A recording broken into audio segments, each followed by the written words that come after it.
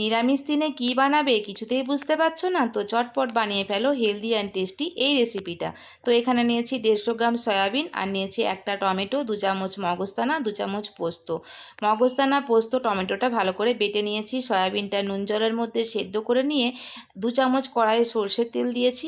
অবশ্যই সরষের তেল দেবে, দিয়ে ভালো করে স্যালো ফ্রাই করে নেবে।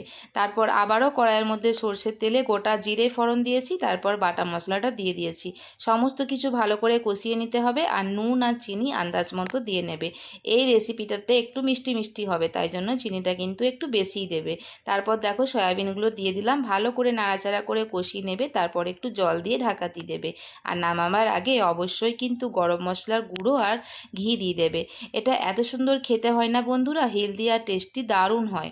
তো যাদের ডায়াবেটিস আছে তারা কিন্তু অবশ্যই এটা ট্রাই করতে পারো। তো অবশ্যই তোমরা বাড়িতে বানিয়ে খেয়ে দেখো কেমন হয়েছে।